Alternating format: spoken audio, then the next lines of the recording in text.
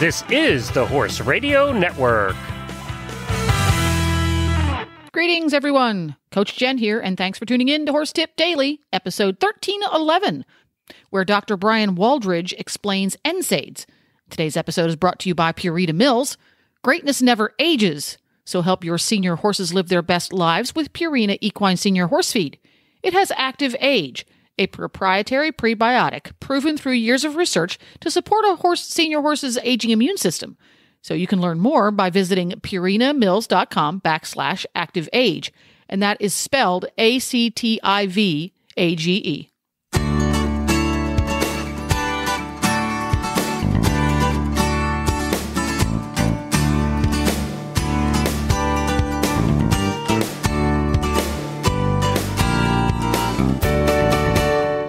And here we are again with Dr. Brian Waldridge, known to a great deal of the horse world as Dr. B's Bluegrass on Facebook, who is a veterinarian in Central Kentucky, but he's also a avid promoter of Central Kentucky as the most wonderful horse place in the whole wide world. Welcome back to the show, Dr. B.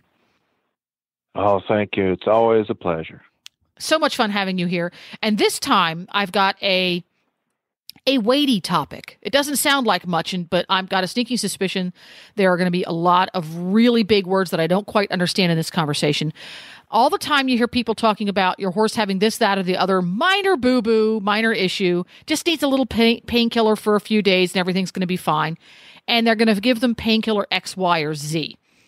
So I thought we would discuss today what the difference is between three of the most common ones that we see our veterinarians allow us to use for our horses, and that would be bute, Banamine, and a newer one on the market called Equiox. So maybe you can kind of give us an overview of painkillers and why they're not all the same and why our vet might recommend using one over another. So that whole family of drugs are called non-steroidal anti-inflammatory drugs, or NSAIDs, NSAIDs.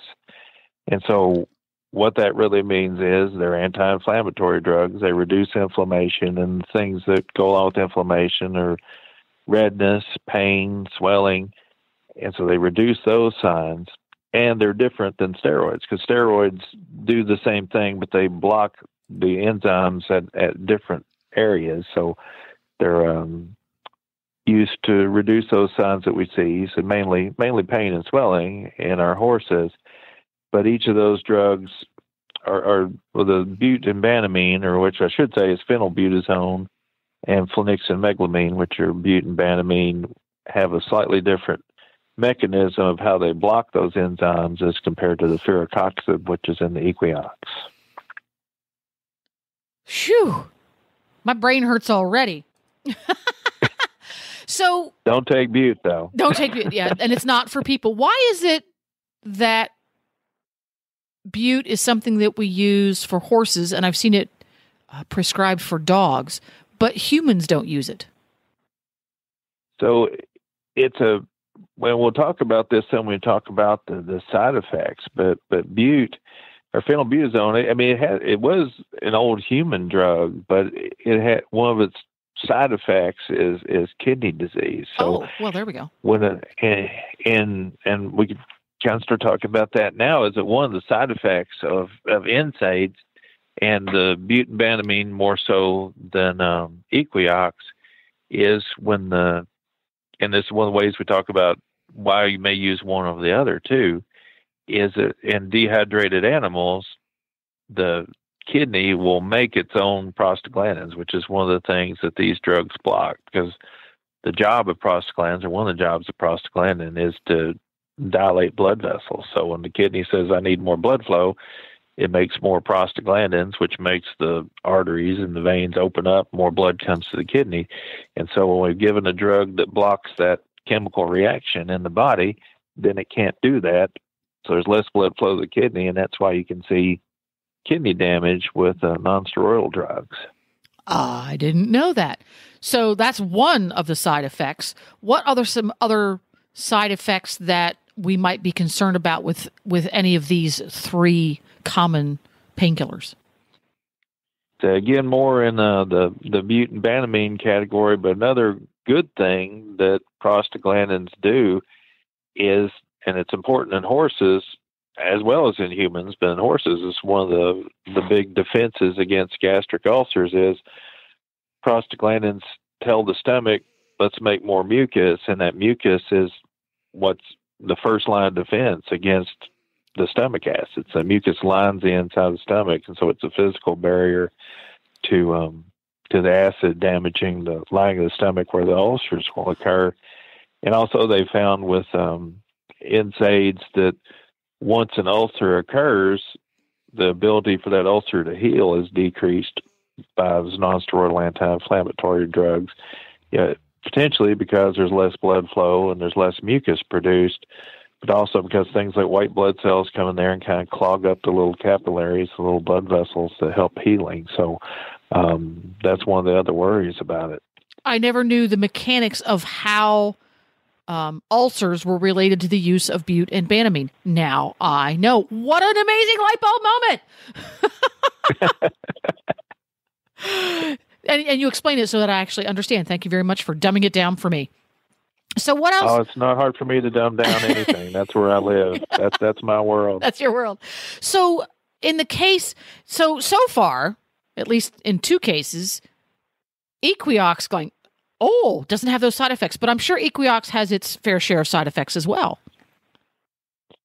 Well, and people may remember there were, similar drugs were on the market for humans and still are, and those are the drugs in Coxib, COXIB. When you see those drug commercials or your doctor put you on one of those drugs, some of those were taken off the market because there were some other side effects in humans, and they took them off. But those drugs are targeted against a drug or an enzyme called cyclooxygenase 2, and all nonsteroidal anti-inflammatory drugs act on the enzyme called cyclooxygenase, and what that enzyme does, and its job is when the cell is damaged, then cyclooxygenase 2 is turned on, and it makes prostaglandins. But there's different types of prostaglandins. So the cyclooxygenase 2 makes prostaglandins that are more likely to do things like make blood vessels dilate. Another job of prostaglandins is to sensitize nerves to pain.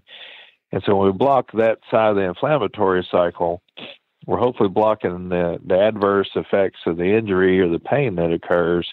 But if we only block that cyclooxygenase 2 side, there's also another enzyme called cyclooxygenase 1, and that one makes our good prostaglandins. And so that are the prostaglandins that do things like help your kidney to maintain blood flow, tell the stomach to make more mucus to help protect it against the acid. So I kind of think cyclooxygenase is evil. That's Darth Vader. And then cyclooxygenase 1, that's our good ones. That's Princess Leia, Luke Skywalker, and like the Force is like cyclooxygenase all together. So there's good prostaglandins, bad prostaglandins, and each have their job in the body. But what we try to do with drugs like Ferrocoxib and the Equiox is we're hopefully still blocking the bad side of prostaglandins that cause the pain, the swelling, but we're also letting the good ones work to keep our stomach and kidneys happy. So what we're doing with the newer one, the Equiox, and how do you say the chemical name of it, not the brand name? Ferrocoxib. Ferrocoxib. There we go. We're trying to block Darth Vader while letting Luke Skywalker do his thing. There we go. Yes, ma'am. Good way to put it. Versus the older ones that we're more familiar with, which is bute, and more accurately, banamine is the trade name, and the chemical name is flunixin. Flunixin, meglumine. There we go. That one keeps all of the Jedi out.